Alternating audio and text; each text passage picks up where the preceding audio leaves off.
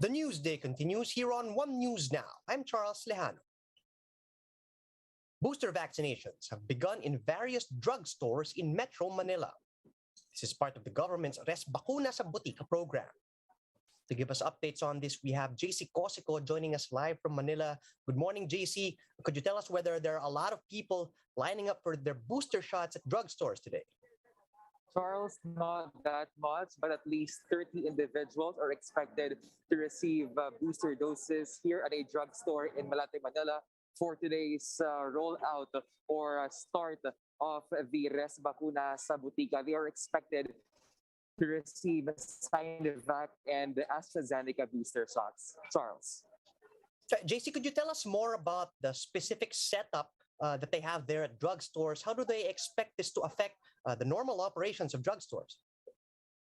In this drugstore in Manila, Charles, tents and chairs were set up in their parking space to serve as triage area, while the vaccination and post-monitoring itself will be conducted inside the drugstore. So there is a separator between the other parts of the drugstore so that their operations won't be affected. Charles. Sorry, JC, how many people are expected to get their booster doses at drugstores today? And do we know who specifically are tasked to administer these shots? Charles, again, around 30 individuals are expected to receive booster shots here in this drugstore in Manila.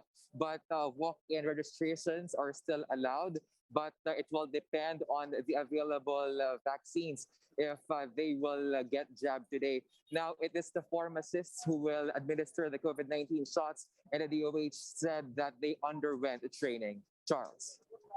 Interesting, JC. But will this program be made available to non-Manila residents, or will people need to register at their specific areas to get shots at drugstores? Yes, Charles, according to the DOH NCR, even non-residents of Manila are allowed to receive booster doses here. They are just told to bring their vaccination card and ID so they can proceed with a registration and have themselves jabbed. Charles. All right, JC, do we know when this program is set to be implemented in other parts of the country? Charles, the DOH said that this vaccination initiative will still be evaluated before its expansion outside Metro Manila. So we have yet to check on that. Charles. Thank you and stay safe, JC. That was JC Cosico reporting live from Manila.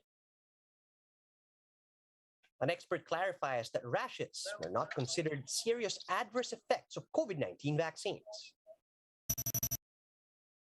On 1PH's Sa Totoo Lang, vaccine expert panel member Dr. Ron Jean Solante explained that rashes can disappear just 2 to 3 days after vaccination. But for rashes that grow in the mouth or throat, Solante said that this could be a hypersensitivity reaction, which will require medical attention. But these are not considered serious adverse event dahil kadalasan naman itong mga rashes na to are self-limited. After 2 to 3 days, nawawala yan. No? So, meaning, importante lang na every time na magpabakuna kayo, you have to keep in touch with the vaccination center kung meron kayong mararamdaman. Solante also assures the public that all brands of booster shots provide protection against COVID-19. He also says that although people are allowed to choose their brand for their booster, they should take whatever's available at their vaccination site. Kung meron kang narinig na sa tingin mo mas maganda ang Pfizer sa'yo or mas maganda ang Moderna, pwede mong piliin yan. Pero pag nandun ka na sa vaccination center at wala yan, siguro you have to be practical. Kunin mo na kung ano yung meron. Dahil ang importante ngayon, mabakunahan ka, mabigyan ka ng booster. Base doon sa data na sinasabi natin, lahat itong mga bakuna, pag bibigyan ka na ng booster, mas mataas ang protection against Omicron. Transport Secretary Art Tugade has ordered maritime sector officials to aid stranded passengers with children at ports. This comes after Tugade heard about the situation of stranded passengers with children at the Manila North Harbor. According to reports, the reason why children were not allowed to board was because their parents were still unvaccinated. Tugadi reiterated his instructions for the no vaccine, no ride or entry policy to be implemented as patient as tolerant as possible. And he has also ordered to put up vaccination facilities and rail stations in the North Harbor as well as toll roads. Meanwhile, NTF Special Advisor Ted Herbosa said that the government should exercise maximum tolerance in the no vaccine, no ride policy. In an interview with the chiefs, Herbosa reminded everyone the policy should first and foremost protect the vulnerable.